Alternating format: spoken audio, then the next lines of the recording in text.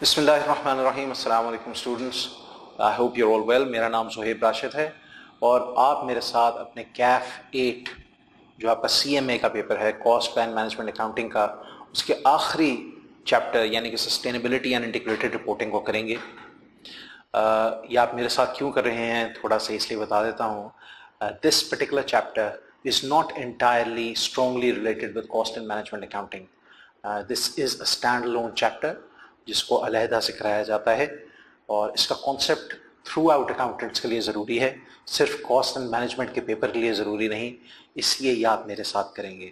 Okay, बाकी के आपके सारे चैप्टर्स जो आपके मेन लेक्चरर हैं उनके साथ आप करेंगे। Anyway, let's start. सस्टेनेबिलिटी और इंटीग्रेटेड रिपोर्टिंग, ये आपका चैप्टर 18 है, as you can see on the screen. Let's have a brief introduction about what exactly is happening here.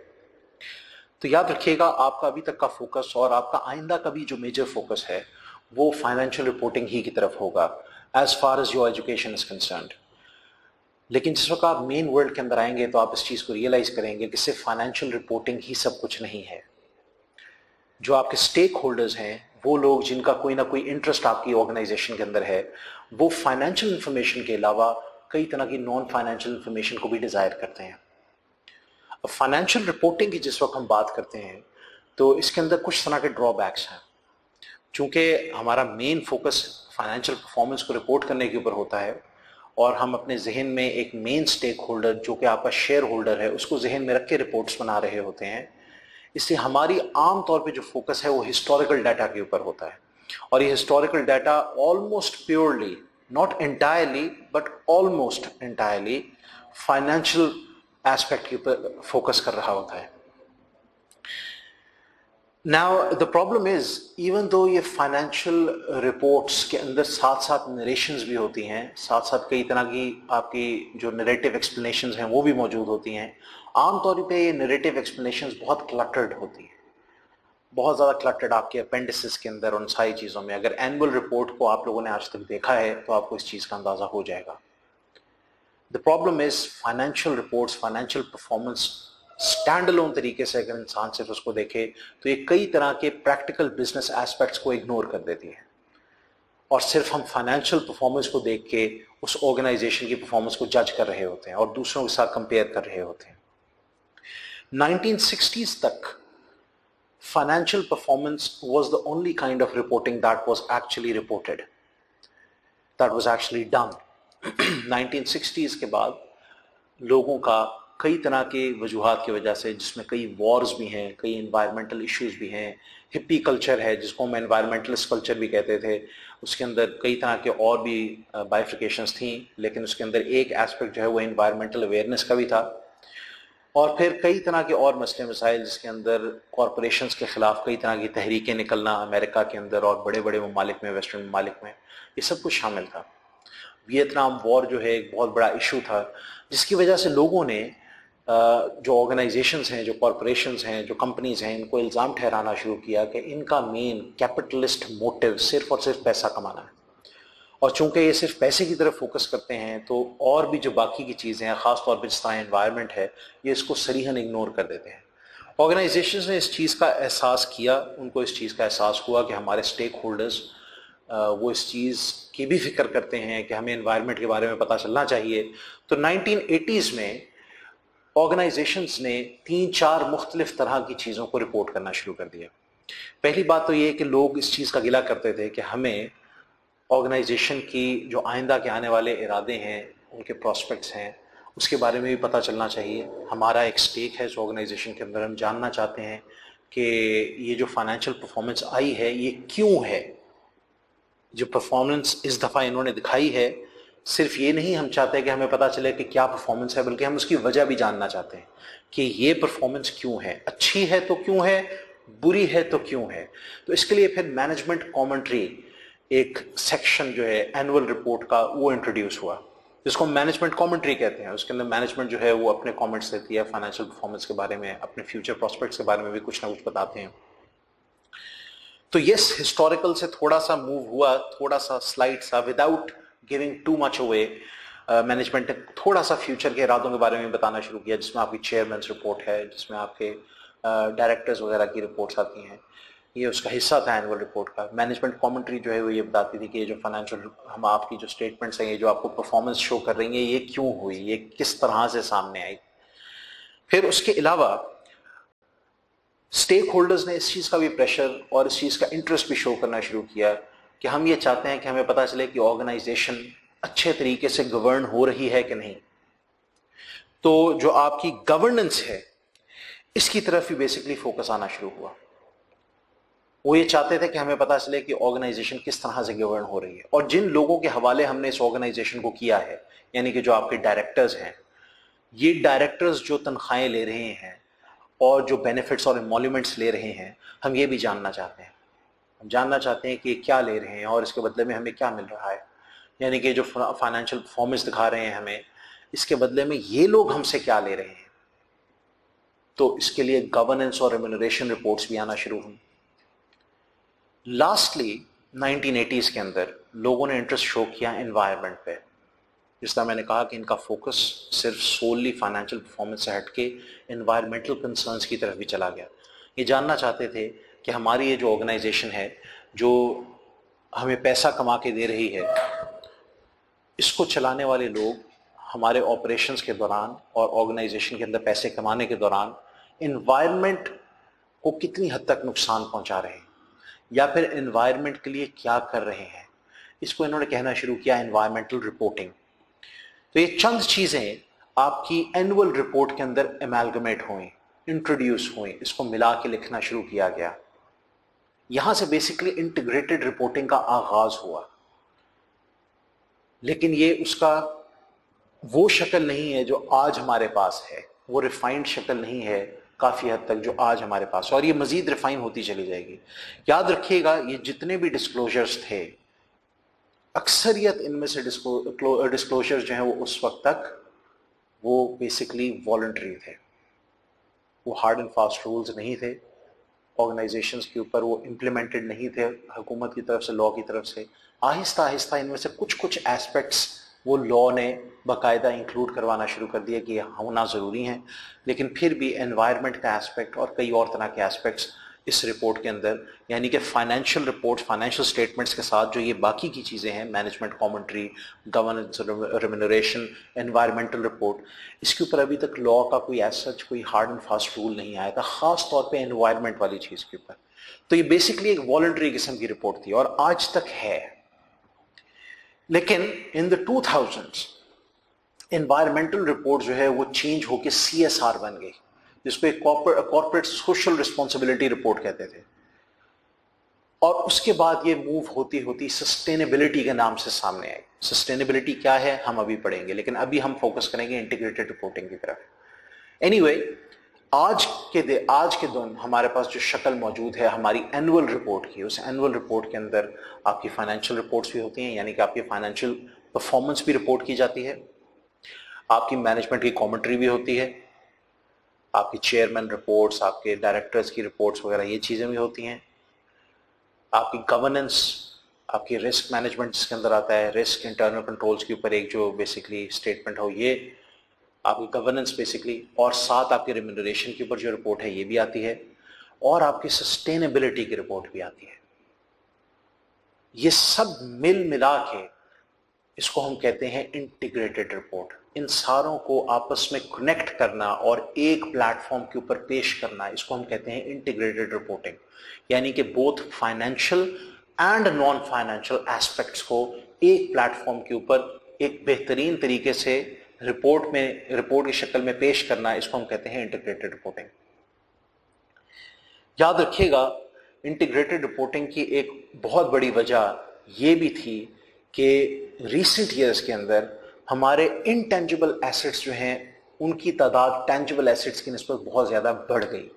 1975 तक जो आपके S&P's 500 हैं, S&P's 500 वाली फर्म्स यानी कि टॉप 500 फर्म्स में जो टेंजिबल एसेट्स हैं इनकी तादाद तकरीबन 83% तक होती थी, और बमुश्किल 17% के करीब आपके इनटेंजिबल एसेट्स होते थे। जबकि 2009 में, यानी कि आज तकरीबन 11 साल पहले, जो आपके इंटेंजिबल एसेट्स हैं इनकी तादाद ऑलमोस्ट 81% तक हो गई और बाकी के सिर्फ 19% S&P 500 यानी कि जो टॉप की 500 कंपनीज हैं उसके अंदर सिर्फ और सिर्फ 19% तक टेंजिबल एसेट्स रह गए। बाकी की जो उनकी बहुत बड़ी किस्म की जो फाइनेंशियल स्टेटमेंट्स थी उसके अंदर जो मेन वर्थ थी वो इनटेंजिबल एसेट्स की होती थी। अब याद रखिएगा जो इनटेंजिबल एसेट्स हैं दे require a lot of explanation. इनको समझना इतना आसान नहीं होता। आप जानते हैं नेचर क्या है, एक बिल्डिंग है, आप उसको देख सकते हैं, उसमें किए गए खर्चे को आप आराम से नाप सकते हैं, उसका एक रकबा है, उसके ऊपर बिल्डिंग है, उसके अंदर ईंटें लगी, उस पर सीमेंट लगा, उस पर इलेक्ट्रॉनिक्स हैं, फिक्सर्स एंड फिटिंग्स हैं, फिनिशिंग है, ये सारा कुछ है, उसके एक्सपेंसेस की आपके पास सारी की सारी चीज़ें मौजूद हैं। लेकिन एक आपके पास एक इनटेंजिबल एसेट है, उसकी आप किस तरह से कीमत लगाएंगे? आप ये कैसे कह सकते हैं कि इनटेंजिबल एसेट, मेरे पास एक सॉफ्टवेयर है या फिर मेरे पास अपनी गुडविल है या फिर हमारा एक ब्रांड नेम है, इसकी इतनी वर्थ है, ये कैसे है, इसमें क्या लगा? इसको जानने के लिए बहुत ज्यादा एक्सप्लेनेशन की जरूरत है, इसको समझने के लिए बहुत ज्यादा एक्सप्लेनेशन की जरूरत है। This was another factor which prompted the inclusion of non-financial information, explained narrative information into your annual report. इसके अलावा जिस तरह मैंने आपको पहले भी कहा, there was a lack of trust. There was a lack of trust. किसका lack of trust था? इन्वेस्टर्स का।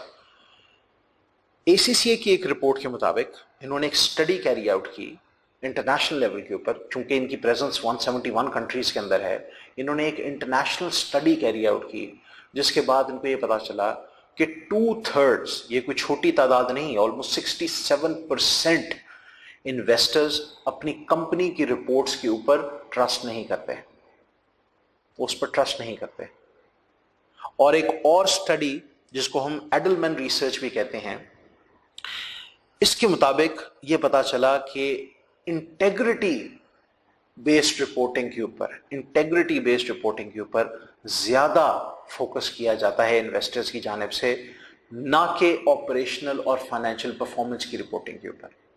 वो जानना चाहते हैं अब कि हमारी ऑर्गेनाइजेशन जो काम कर रही है वो किस अंदाज में कर रही है, क्या वो सही तरीके से कर रही है, जो हमने कहा है वही कर रही है। We don't just want to know कि हमें पैसा मिला कि नहीं मिला। फाइनेंशियल परफॉर्मेंस वगैरह और ये सारी चीज़ें ये हमें इंश्योर हो जाती हैं कि इसमें कोई गलती हुई कि नहीं हुई। It's simple calculation, it's simple auditing from our and like accountants and auditors. लेकिन ये जो चीज़ है कि इंटेग्रिटी, इसके ऊपर अभी तक उनको शक है। तो एडलमैन रिसर्च जो थी उसने ये शो किया कि लोग जो हैं वो चाहते हैं कि कंपनी अपनी इंटेग्रिटी के बारे में भी हमें बताए कि हम कितने अच्छे अंदाज में, सच्चे अंदाज में, एथिकल अंदाज में अपने बिजनेस को कैरी आउट कर रहे हैं। तो ये वो कुछ चीज़ें थी जिन्होंने प्रॉम्प्ट किया कि नॉन फाइनेंशियल इंफॉर्मेशन को भी आप एनुअल रिपोर्ट के अंदर फाइनेंशियल इंफॉर्मेशन के साथ शामिल करें। और इसकी सोल्यूशन क्या थी? Integrated reporting. इंटीग्रेटेड रिपोर्टिंग ने इस चीज को इनेबल किया है कि वो फाइनेंशियल कैपिटल के अलावा कई और चीजों के ऊपर भी फोकस कर पाए। 6 तरह के कैपिटल्स हैं जिसके ऊपर बेसिकली फोकस किया, वो भी हम देखेंगे क्या है। लेकिन सबसे पहले जरा हम देखते हैं कि इंटीग्रेटेड रिपोर्टिंग के अंदर बेसिकली आपका जो डेफिनेशन है वो क्या है। और याद रखिएगा ये जो डेफिनेशन है, ये डेफिनेशन बेसिकली सीईओ जो इनके थे 2013 के अंदर, और गालिबन अभी भी हैं, इनका नाम है पॉल ड्रकमैन। पॉल ड्रकमैन जो इनके सीईओ हैं, किसके सीईओ हैं? इंटरनेशनल इंटीग्रेटेड रिपोर्टिंग काउंसिल के। इन्होंने इसकी एक डेफिनेशन बताई जो आपकी बुक में भी लिखी है। जिस तरह आप स्क्रीन पे भी देख सकते हैं, इंटीग्रेटेड रिपोर्टिंग का जो सबसे पहला पैराग्राफ है वो बेसिकली इसकी डेफिनेशन है। और ये पॉल ड्रकमैन जो IIRC यानी कि इंटरनेशनल इंटीग्रेटेड रिपोर्टिंग काउंसिल उसके सीईओ हैं, इन्होंने 2013 के अंदर बेसिकली अल्फाज कहे थे। An integrated report is a concise communication. सबसे पहली चीज जो आपने जहन में रखनी है वो ये है कि ये कोई बहुत लंबी चौड़ी फैली हुई रिपोर्ट नहीं होती, ये कंसाइज रिपोर्ट है। यानी कि कंसाइज का मतलब इनकम्प्लीट कतई तौर पे नहीं, ये होती कंप्लीट है। जिन जिन एस्पेक्ट्स पे इसने फोकस करना होता है उन सब पे एस्पेक्ट्स पे फोकस करती है, लेकिन इसको सिमटा हुआ रखा जाता है। ताकि इसको पढ़ने में आसानी हो और इसकी इंक्लूजन की वजह से एनुअल रिपोर्ट के ऊपर कोई फालतू का बोझ ना आए। तो an integrated report is a concise communication about how an organization's strategy, governance, performance, and prospects in the context of its external environment lead to the creation of value over the short, medium, and long term. अब इसको अगर आप समझना चाहते हैं तो मैं आपको ये बता देता हूं कि इसका मतलब ये है कि एक कंसाइज यानी कि एक मुख्तसर मगर जामे गुफ्तगू है, कम्युनिकेशन है, किसके दरमियान? कंपनी और उसके स्टेक होल्डर्स के दरमियान, जिसमें ऑर्गेनाइजेशन बेसिकली अपने स्टेक होल्डर्स को यह बताती है कि किस तरह से हमारी स्ट्रैटेजी, हमारी गवर्नेंस यानी कि ऑर्गेनाइजेशन को चलाने का तरीका, हमारी परफॉर्मेंस यानी कि फाइनेंशियल परफॉर्मेंस भी और फ्यूचर प्रोस्पेक्ट्स भी, वो किस तरह से एक्सटर्नल एनवायरनमेंट के कॉन्टेक्स्ट में उसके जिमन में वैल्यू क्रिएट कर रहे हैं। यानी कि सब चीजें मिला के किस तरह से एक्सटर्नल एनवायरनमेंट, यानी कि एक्सटर्नल एनवायरनमेंट हम किसको कहते हैं? वो बिजनेस एनवायरनमेंट जहां पे आप बिजनेस कंडक्ट कर रहे हैं,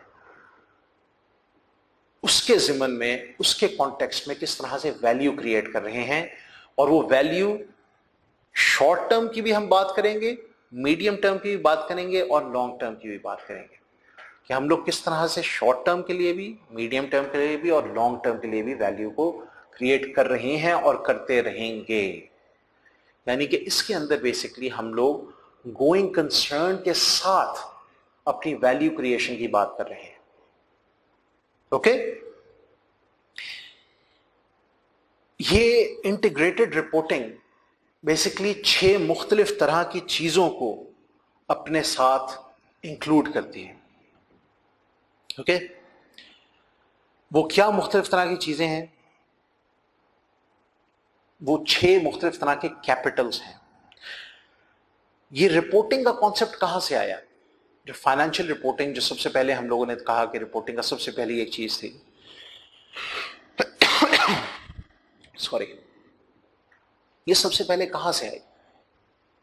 ये कॉन्सेप्ट आया तब जिस वक्त हम लोगों ने अपने ओनरशिप को, यानी कि ओनर्स को और कंपनी को अलग अलग एंटिटीज बना दिया, और जिस वक्त गवर्नेंस और ओनरशिप 2 अलग अलग पार्टीज के पास चलेगी, यानी कि ओनर्स और थे और कंपनी को चलाने वाले लोग और थे, यानी कि डायरेक्टर्स। इसकी वजह से डायरेक्टर्स के ऊपर नजर रखने के लिए या उनकी जांच पड़ताल करने के लिए रिपोर्टिंग का कॉन्सेप्ट सामने आया। वरना जब तक ओनर खुद से ऑर्गेनाइजेशन को चला रहा होता है उसको काफी हद तक उसके मामलात के बारे में पता होता है, लेकिन जिस वक्त वो बाहर बैठ के पैसिवली सिर्फ इन्वेस्ट करके किसी और के हवाले अपनी ऑर्गेनाइजेशन को कर देता है, तब उसको रिपोर्टिंग की जरूरत है। तो बकौल उन शेयर होल्डर्स के, उनका चूंकि पैसा वहां पे लगा था, इसलिए पैसे की रिपोर्टिंग इनको चाहिए थी, फाइनेंशियल रिपोर्टिंग इनको चाहिए थी। लेकिन वक्त के साथ साथ इन्होंने ये रियलाइज करना शुरू किया, डायरेक्टर्स ने भी, कि सिर्फ शेयर होल्डर्स ही हमारे स्टेक होल्डर्स नहीं, बल्कि कई और लोग भी हमारे स्टेक होल्डर्स हैं, जिसमें आपकी गवर्नमेंट भी है, जिसमें जनरल पब्लिक भी है, जिसके अंदर आपके कई तरह के प्रेशर ग्रुप्स भी हैं। ये सारे लोग आपके स्टेक होल्डर्स हैं। इन सब की रिपोर्टिंग की नीड्स को सेटिस्फाई करना हमारी जिम्मेदारी है। तो इसमें हमारे जो शेयर होल्डर्स बजाते खुद हैं, वो भी कई और एस्पेक्ट्स इंफॉर्मेशन जानना चाहते हैं और बाकी के भी स्टेक होल्डर्स जानना चाहते हैं। तो इन्होंने कहा कि हमारे पास सिर्फ एक तरह का कैपिटल नहीं, सिर्फ पैसा ही हमारी इन्वेस्टमेंट नहीं, कैपिटल नहीं, बल्कि इसके अलावा भी कई और तरह की भी इन्वेस्टमेंट्स हैं। तो हमें उनको ये बताना है अपने स्टेक होल्डर्स को कि हम इन इन्वेस्टमेंट्स को किस अंदाज से इस्तेमाल कर रहे हैं, किस अंदाज से इनको बेहतर बना रहे हैं, किस अंदाज से इनको बढ़ा रहे हैं, किस तरह हम इसके ऊपर वर्कआउट कर रहे हैं। How are we actually adding value through them and can we actually keep on adding that value in the future. तो 6 तरह के कैपिटल्स क्या है? सबसे पहले तो आप ऑब्वियसली फाइनेंशियल है, कि जो आपने पैसा इन्वेस्ट किया है इसके बारे में आपने क्या किया। तो इसके लिए तो हम करते हैं फाइनेंशियल रिपोर्टिंग। दूसरा आपका ह्यूमन एस्पेक्ट है। ह्यूमन एस्पेक्ट क्या है? ह्यूमन एस्पेक्ट है कि आपका जो ह्यूमन कैपिटल है, ह्यूमन रिसोर्स है, आप इसको किस तरह से इस्तेमाल कर रहे हैं। इस ह्यूमन रिसोर्स को हासिल करने के लिए क्या तनख्वाह दी जा रही है, इसको किस तरह से इस्तेमाल किया जा रहा है, यह हमारे लिए क्यों इतना इंपॉर्टेंट है। इसको रिटेन, अगर ये वाकई बहुत इंपॉर्टेंट है तो इसको अपने पास रोक के रखने के लिए हम क्या कर रहे हैं। इसके लिए आपकी गवर्नेंस और रिम्यूनरेशन रिपोर्ट्स भी आती हैं। तो ये बेसिकली आपके ह्यूमन एस्पेक्ट की रिपोर्टिंग हो रही होती है कि हमारी कंपनी को अच्छे तरीके से गवर्न करने के लिए हमें इन तरह के डायरेक्टर्स की ज़रूरत है। ये बहुत अच्छे लोग हैं, मार्केट के बहुत वेल नोन लोग हैं, पढ़े लिखे लोग हैं, एक्सपीरियंस लोग हैं, and they have a very clean slate in the past and they have a very good record of actually managing companies successfully. So we need these people, and what exactly are we doing to keep these people? हम क्या कर रहे हैं ensure करने के लिए कि ये लोग हमें छोड़ के ना जाएं। तो हम उसको रिम्यूनरेशन रिपोर्ट में बताते हैं कि हम इनको ये तनख्वाहें दे रहे हैं, हमने इनको ये फैसिलिटीज़ प्रोवाइड की हैं और ये हमारे लिए इस तरह का काम कर रहे हैं। हम इनको इस तरह की ट्रेनिंग्स भी प्रोवाइड करते हैं, इनके ऊपर परफॉर्मेंस अप्रेजल्स होते हैं, इनकी इस तरह की काउंसलिंग होती है। तो ये सब कुछ बताया जाता है। फिर इसके अलावा एक और कैपिटल है जिसको हम कहते हैं, जिस तरह आप स्क्रीन पे देख सकते हैं, मैन्युफैक्चर्ड कैपिटल। ये मैन्युफैक्चर्ड कैपिटल क्या है? मैन्युफैक्चर्ड कैपिटल उस कैपिटल को कहा जाता है जो कि मैन मेड हो, पैसे को लेकर, यानी कि जो आपका फाइनेंशियल कैपिटल है इसको लेकर बनाया गया हो। जिस तरह आपकी बिल्डिंग्स हैं, आपके हेड ऑफिसेज हैं, आपके पोर्ट्स हैं, वेयर हाउसेज हैं, ये सारे आपके मैन्युफैक्चर्ड कैपिटल है। इस मैन्युफैक्चर्ड कैपिटल को आपने किस तरह से एफिशिएंटली, इफेक्टिवली इस्तेमाल किया, कितनी हद तक किया। फिर जो आपका चौथा एस्पेक्ट है वो है सोशल एंड रिलेशनशिप कैपिटल। आपने माहौल काम का किस तरह का प्रोवाइड किया, आपने सोसाइटी के साथ अपने कनेक्शंस किस तरह के रखे, अपने एम्प्लॉयज के साथ अपने कनेक्शंस किस तरह के रखे, आपकी कंपनी कैसा कंफर्ट जोन प्रोवाइड करती है लोगों को। बेसिकली ह्यूमन राइट्स भी इसमें आ जाएंगे, वर्क प्लेस कंडीशंस भी इसमें आ जाएंगी। ये सब कुछ आपके ह्यूमन कैपिटल को भी अफेक्ट करेगा एंड वाइस वर्सा। इसके बारे में भी बताया जाएगा ताकि जो आपके ह्यूमन राइट्स के ग्रुप्स हैं उनको सेटिस्फाई किया जा सके, लेबर यूनियंस हैं इनको सेटिस्फाई किया जा सके। ठीक है। 5वें नंबर पे ये एक बड़ा जबरदस्त किस्म का कैपिटल है, इसको हम कहते हैं इंटेलेक्चुअल कैपिटल। इंटेलेक्चुअल कैपिटल क्या है? हमारे आइडियाज हैं, हमारी रिसर्च है, ये सारी चीजें हैं। तो इंटेलेक्चुअल कैपिटल भी हम लोगों ने बेसिकली उसके बारे में भी रिपोर्ट करना होता है, क्योंकि इस इंटेलेक्चुअल कैपिटल को हासिल करने के लिए काफी ज्यादा फाइनेंसेस लगते हैं। जब हम फाइनेंशियल रिपोर्ट के अंदर एक चीज लिख देते हैं कि जी रिसर्च एंड डेवलपमेंट के ऊपर हम लोगों ने इतना खर्चा किया, R&D का इतना एक्सपेंस हुआ, अब आपको पता होगा कि R&D की रिपोर्टिंग जो है वो एक खास तरीके से की जाती है, उसको खास तरीके से किया जाता है R&D की जो रिपोर्टिंग है। लेकिन उसके बैक एंड पे काम क्या हुआ, क्या हमने हासिल किया इतना पैसा खर्च करके। तो ये इंटेलेक्चुअल कैपिटल की बेसिकली यूजेज है, इसके अंदर आप रिपोर्ट करेंगे। तो इस कैपिटल के बारे में भी आपकी इंटीग्रेटेड रिपोर्टिंग फोकस करती है। And lastly but not the least, आपके नेचुरल कैपिटल्स, ये बेसिकली एनवायरनमेंट के ऊपर फोकस करते हैं, नेचर के रिसोर्सेज की तरफ फोकस करते हैं कि हमने जो पैसा कमा के आपको दिया और सारे काम किए और ऑपरेशंस किए, इसके वजह से हम लोगों ने किस किस तरह की नेचर के रिसोर्सेज को इस्तेमाल किया, क्या उसके ऊपर हमारा क्या इफेक्ट पड़ा और हमने उसकी बेहतरी के लिए क्या काम किए। ये आपके बेसिकली नेचर का एस्पेक्ट है। तो एनवायरमेंटल रिपोर्टिंग इसमें आ जाती है। क्या हम लोग फ्यूचर के अंदर नेचर के रिसोर्सेज को इस्तेमाल कर सकते हैं, क्या हम इस अंदाज में इस्तेमाल कर रहे हैं कि नेचर की रिसोर्सेज ख़त्म नहीं होंगे, ये भी आपने बताना है। तो ये सारा कुछ इसके अंदर आप सस्टेनेबिलिटी का बेसिकली एक ऑप्शन लेके चल रहे होते हैं। तो ये इंटीग्रेटेड रिपोर्टिंग है, और इंटीग्रेटेड रिपोर्टिंग इन 6 एस्पेक्ट्स या 6 कैपिटल्स की तरफ फोकस करके चलती है। एग्जाम पॉइंट ऑफ व्यू से आपके लिए इंपॉर्टेंट है कि आप ये समझ सकें कि इंटीग्रेटेड रिपोर्टिंग की डेफिनेशन क्या है और ये कहना क्या चाहता है इसमें, और ये 6 कैपिटल्स क्या हैं। ये दो चीजें एग्जाम पॉइंट ऑफ व्यू के लिहाज से इंटीग्रेटेड रिपोर्टिंग के कॉन्सेप्ट को और उसकी अपना एग्जाम क्वेश्चंस को अपीयर करने में आपको मदद देंगी। अगले अगर आप सेक्शन की तरफ आए तो वो है सस्टेनेबिलिटी रिपोर्टिंग। अब जिस तरह मैंने आपको कहा था कि इंटीग्रेटेड रिपोर्टिंग ही से सस्टेनेबिलिटी रिपोर्टिंग निकली है। पहले इंटीग्रेटेड रिपोर्टिंग का कॉन्सेप्ट आया, उसमें सबसे पहले आपकी मैनेजमेंट कमेंट्री और गवर्नेंस एंड रेम्यूनरेशन और एनवायरमेंटल रिपोर्ट्स जो है शामिल हुई। फिर वो एनवायरमेंटल रिपोर्ट जो है चेंज होकर CSR रिपोर्ट बनी और एंड पे सस्टेनेबिलिटी रिपोर्ट बनी।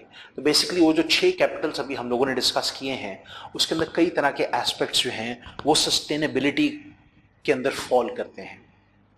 सस्टेनेबिलिटी है क्या? सस्टेन करने का मतलब होता है जारी रखना, किसी चीज को कंटिन्यू करना इन द फोर्सिएबल फ्यूचर, कि ये चीज क्या हम इसी तरह से जारी रख सकते हैं। ये मैं आपको आपका कॉन्सेप्ट क्लियर करने के लिए बता रहा हूं। क्या हम जो काम आज के दिन में अपनी ऑर्गेनाइजेशन में कर रहे हैं और जिस लेवल की कमाई कर रहे हैं, क्या हम अपने कई तरह की एस्पेक्ट्स को मद्देनजर रखते हुए इस काम को इसी सतह पे या इससे अगली सतह के ऊपर फ्यूचर के अंदर जारी रख सकते हैं? क्या हम अपने सोसाइटी में, एनवायरनमेंट में आज के दिन और आइंदा आने वाले दिनों में कंट्रीब्यूट कर सकते हैं? यह है सस्टेनेबिलिटी। तो आप देखें कि सस्टेनेबिलिटी बेसिकली इंटीग्रेटेड रिपोर्टिंग के कई एस्पेक्ट्स के ऊपर फोकस करेगा, जिसमें आपके इकोनॉमिक एस्पेक्ट्स होंगे, एनवायरमेंटल एस्पेक्ट्स होंगे, सोशल एस्पेक्ट्स होंगे और गवर्नेंस परफॉर्मेंस एस्पेक्ट्स होंगे। ये 4 एस्पेक्ट्स हैं, ये 4 तरह की चीजें हैं, की एरियाज हैं परफॉर्मेंस के, जिसके ऊपर सस्टेनेबिलिटी रिपोर्टिंग बेसिकली फोकस करती है। और इसका कहने का मकसद ये होता है कि इन 4 की परफॉर्मेंस एरियाज को मद्देनजर रखते हुए क्या हम सोसाइटी में कंट्रीब्यूट कर सकते हैं आज के दिन भी और आने वाले दिनों में भी। ये हमारा मेन फोकस होता है। तो आइए जरा अब इसकी हम डेफिनेशन की तरफ देखते हैं। तो सस्टेनेबिलिटी रिपोर्टिंग की हेडिंग के नीचे ही आप देख सकते हैं कि इसकी डेफिनेशन लिखी है। The concept of corporate citizenship evolve further. जिस तरह मैंने आपको कहा था कि जो एनवायरमेंटल रिपोर्टिंग थी ये बाद में जाके बनी CSR, जिसको हम कॉर्पोरेट सोशल रिस्पॉन्सिबिलिटी कहते हैं, जिसको इधर कॉर्पोरेट सिटीजनशिप भी कहा गया है। ये जब मजीद इवॉल्व हुई तो ये क्या बनी? एक स्ट्रक्चर्ड किस्म की फॉर्म के अंदर सस्टेनेबिलिटी की एक नाम से सामने आई।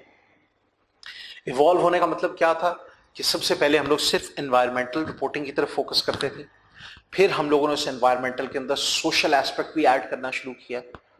सोशल एस्पेक्ट के साथ फिर हम लोगों ने कहा कि हमने इकोनॉमिक और गवर्नेंस परफॉर्मेंस के एस्पेक्ट्स भी ऐड करने हैं।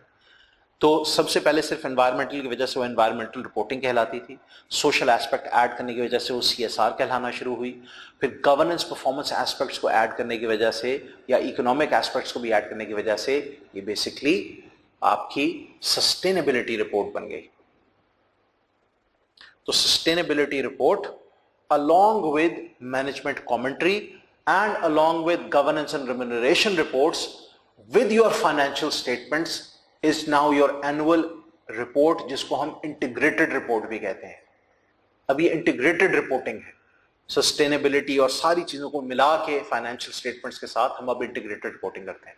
तो सस्टेनेबिलिटी वक्त के साथ साथ एनवायरमेंटल के साथ सबसे पहले सिर्फ इकोनॉमिक एस्पेक्ट को देखा जाए, फिर एनवायरमेंटल, फिर सोशल, फिर गवर्नेंस परफॉर्मेंस, तो ये चीज एंड पे जाके आपकी क्या बन गई? सस्टेनेबिलिटी बन गई। तो इसकी डेफिनेशन क्या है? ये लाइन नंबर 2 से शुरू हो जाती है, जहां पे आप देख सकते हैं। मैं इसको सर्कल कर देता हूं ताकि आपको पता चल जाए कि इसकी बेसिकली ये इस वाली लाइन से शुरू होगा और यहां तक इसकी बेसिकली डेफिनेशन है। यहां से शुरू होता है और यहां तक इसकी डेफिनेशन है। यानी कि दिस टर्म यानी कि sustainability smartly communicates the concept behind the process covering the most important essence of the organization's ability to last and contribute to the society for a long time or indefinitely. लिहाजा अगर आपने इसकी definition को और भी simple रखना है exam point of view से, तो आप सिंपली ये लिखते हैं कि sustainability of an is the organization's ability, sustainability is the organization's ability to last and to contribute to the society for a long time or indefinitely. ये इतनी simple है. अनलाइक इंटीग्रेटेड रिपोर्टिंग जिसके अंदर आपको जरा थोड़ा सा लंबी चौड़ी सी डेफिनेशन को जहन में रखना है, यहां पे आपको सिर्फ इतना रखना है कि sustainability is the ability of an organisation's ability to last, यानी कि सर्वाइव कर सके, and to contribute to the society for a long time or indefinitely, यानी कि बड़े अरसे तक करते रहे या फिर जहां तक फोर्सिएबल फ्यूचर है वो कंट्रीब्यूट करती रहे. ओके, तो मैंने आपको कहा था कि 4 मेन एरियाज के ऊपर हम लोगों ने बेसिकली फोकस करना है: economic, social, environmental and governance performance. Right, याद रखिएगा सस्टेनेबिलिटी रिपोर्टिंग जो है इसको GRI, जो आपका ग्लोबल रिपोर्टिंग इनिशिएटिव है, जो आप नीचे देख सकते हैं यहां पे लिखा हुआ है, ये GRI बेसिकली एक बॉडी है, ग्लोबल रिपोर्टिंग इनिशिएटिव, जिसने सस्टेनेबिलिटी रिपोर्टिंग के ऊपर कुछ आपको फ्रेमवर्क प्रोवाइड किया है. और जो हमारे लिए इंपॉर्टेंट है वो ये है कि GRI के मुताबिक सस्टेनेबिलिटी रिपोर्टिंग और इंटीग्रेटेड रिपोर्टिंग के बेसिकली बेनिफिट्स क्या हैं. तो ये जितनी भी चीजें मैं अभी स्क्रॉल डाउन कर रहा हूं इसको आप जरूर पढ़ लीजिए, लेकिन इसको सिर्फ समझने की जरूरत है, इसको याद रखने की जरूरत नहीं है, इसको सिर्फ समझने की जरूरत है. हम अभी थोड़ी देर के बाद जिस वक्त हम अपना लेक्चर कंप्लीट कर लेंगे तो हम थोड़ा सा exam focused point of view के साथ भी चलेंगे. मैं आपको थोड़ा सा एग्जाम एनालिसिस भी दिखाऊंगा इसका, जिससे आपको आइडिया हो जाएगा कि इसकी टेस्टिंग आज तक किस तरह से हुई है. तो इसको समझना जरूरी है, इसको याद रखना जरूरी नहीं. जो अभी तक अलबत्ता हम लोग डिटेल में पढ़ चुके हैं उसको याद रखना जरूरी है. जो मैंने आपको इंटीग्रेटेड रिपोर्टिंग और सस्टेनेबिलिटी रिपोर्टिंग के बारे में बताया है इसको याद करना जरूरी है. हाँ, अलबत्ता जो मैंने आपको इंट्रोडक्शन दी है उसको, वो यानी कि इंटीग्रेटेड और सस्टेनेबिलिटी रिपोर्टिंग की जो हिस्ट्री मैंने आपको बताई है वो आपके समझ के लिए बताई है, उसको भी याद रखना जरूरी नहीं है, इसको समझना जरूरी है.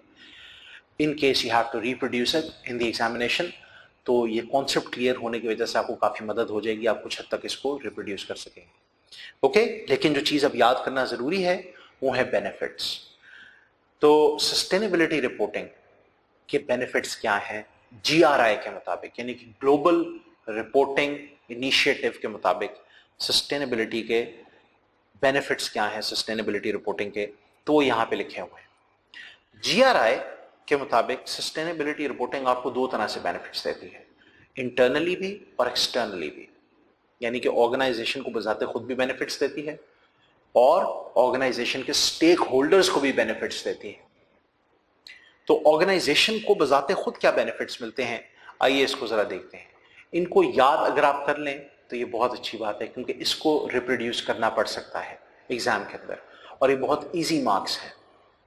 तो सबसे पहला बेनिफिट जो आपको यहां पे नजर आएगा इंटरनल बेनिफिट्स में, यानी कि ऑर्गेनाइजेशन को खुद से क्या बेनिफिट्स होते हैं, वो है increase understanding of risks and opportunities.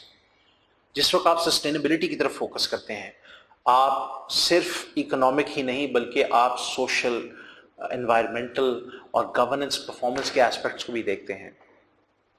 तो इन सारी चीजों को जिस वक्त आप फोकस करेंगे तो आपको रिस्क्स और अपॉर्चुनिटीज की अंडरस्टैंडिंग ज्यादा मिलेगी. दूसरी चीज, emphasising the link between financial and non financial performance, that was a given, वो तो हमें पहले ही पता था. It provides support in the development of long-term management strategy and policy and business plans.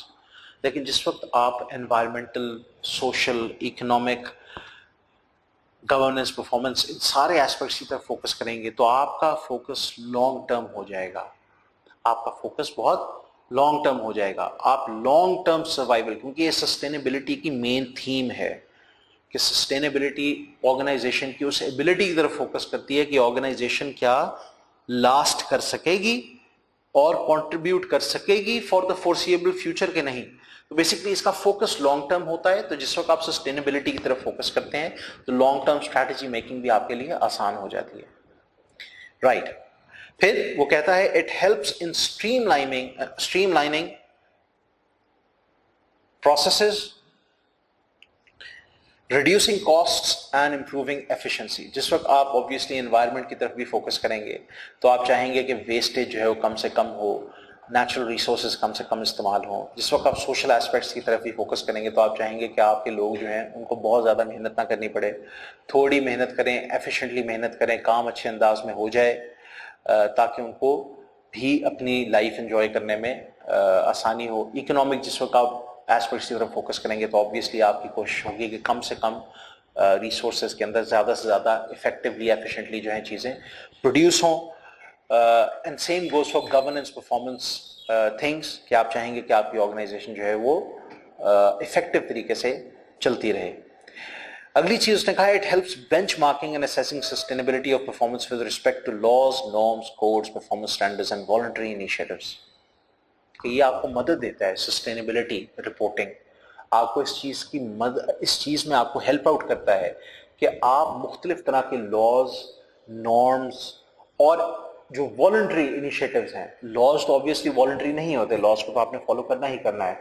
अगर एनवायरनमेंट का कोई लॉ बन चुका है तो सस्टेनेबिलिटी रिपोर्टिंग आपको हेल्प आउट करेगी कि आप उन लॉज को सेटिस्फाई करते रहें और दुनिया को भी ये दिखाएं कि हाँ हम इन लॉज को जो है सेटिस्फाई कर रहे हैं, इनको फॉलो कर रहे हैं। अगर कोई नॉर्म्स हैं, नॉर्म्स किन्हें कहते हैं? नॉर्म्स कहते हैं ऐसे रूल्स को जिनको नॉर्मल समझा जाए, जो उस इलाके में नॉर्मल समझे जाएं। अगर आप उनको नहीं फॉलो करोगे तो ठीक है, आप कानून तो नहीं तोड़ रहे, लेकिन आपको ऑड वन आउट समझा जाएगा, आपको अजीब समझा जाएगा। तो आप दिखाते हैं कि नहीं भाई हम अजीब नहीं है, हम भी ये काम करते हैं जो आप लोग करते हो, जो आप लोग एक्सपेक्ट करते हो। फिर इसी तरह कई तरह के कोड्स होते हैं, कोड्स ऑफ एथिकल कंडक्ट होते हैं, आपके कॉर्पोरेट गवर्नेंस वगैरह के होते हैं, आप ये शो करते हो कि यस हम ये फॉलो करते हैं।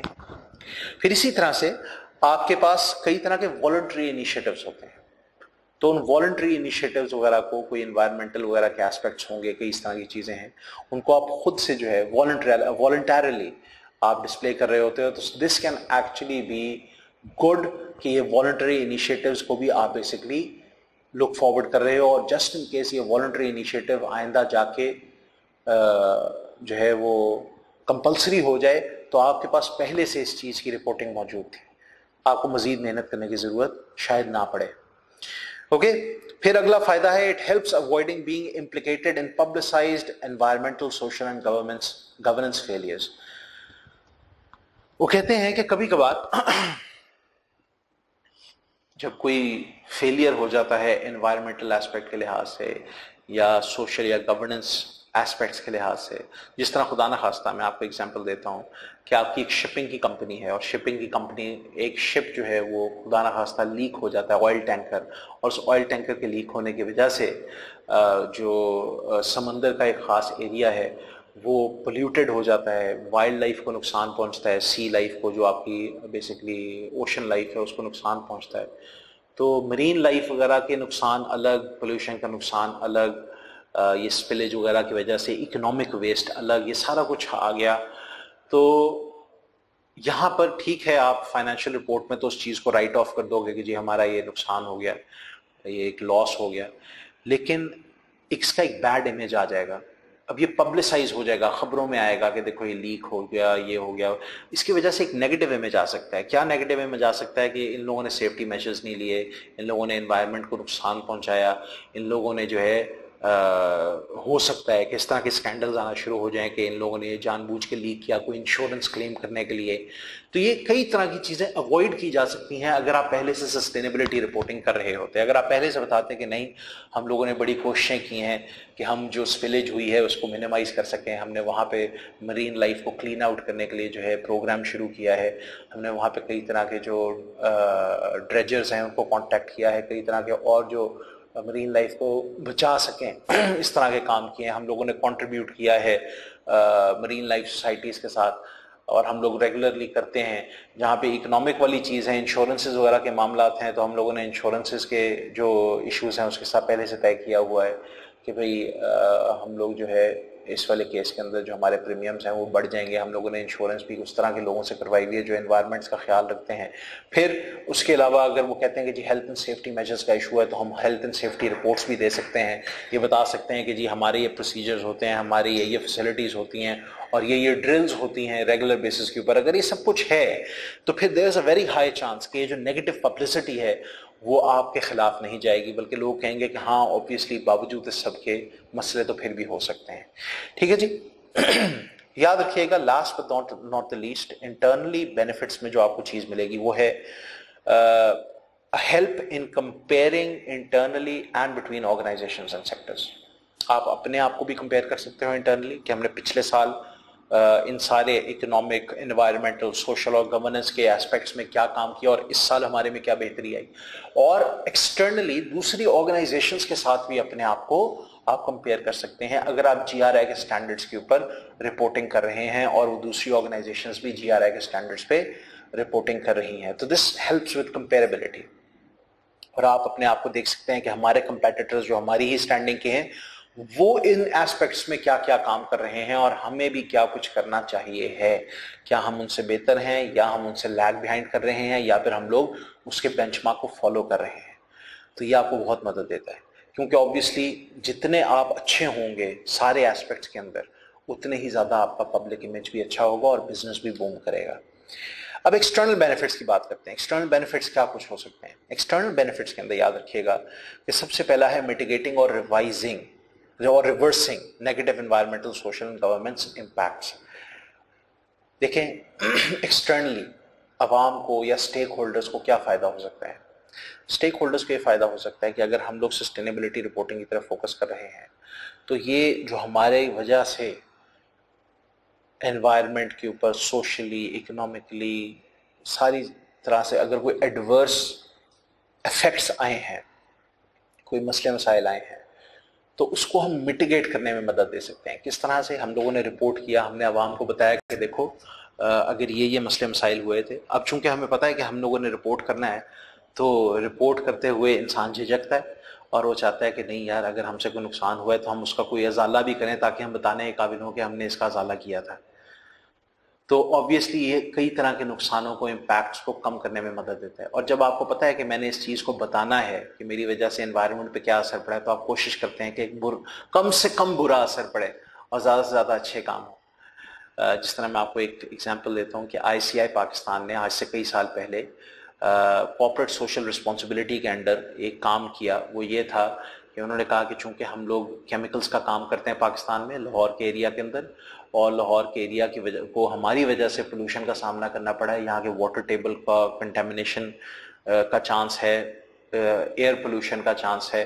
तो हम लोग क्या करेंगे, हम बेसिकली अपने 10 किलोमीटर के रेडियस के अंदर ग्रीन बेल्ट्स बनवाएंगे। तो क्या किसी ने इनको कहा था? किसी ने नहीं कहा था, लेकिन लोग जो हैं इन्होंने नोटिस किया कि शायद हमारे ऑपरेशंस की वजह से तंग हो रहे हों, शायद ये नुकसान जो है हमें कॉस्ट कर जाए इन द फ्यूचर, तो बेहतर है कि हम पहले से इसके ऊपर कोई ना कोई एक्शन लें। लोगों ने इस चीज़ को सराहा। हाँ, वो स्टेप पूरा हुआ कि नहीं हुआ, this is not something that I am concerned about. What I do no is कि इस रिपोर्टिंग की वजह से एक पॉजिटिव इम्पैक्ट आया और लोगों के अंदर जो एक नेगेटिव इमेज आने का शक था या था मौजूद था, वो चीज़ काफ़ी हद तक ख़त्म हो गई। राइट।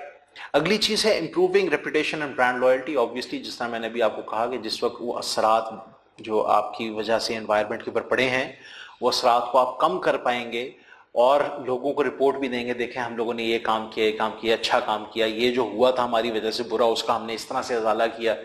तो इसकी वजह से आपकी ब्रांड रेपुटेशन बनेगी, लॉयल्टी बढ़ेगी। खास तौर पे उन लोगों के अंदर जो हेल्थ कंसर्न लोग हैं, जो एनवायरमेंटली कंसर्न लोग हैं, जो सोशली कंसर्न लोग हैं, ये आपके ब्रांड को प्रेफर करेंगे जब वो ये देखेंगे कि आप इन सारी चीज़ों की रिस्पॉन्सिबल तरीके के साथ रिपोर्टिंग करते हैं।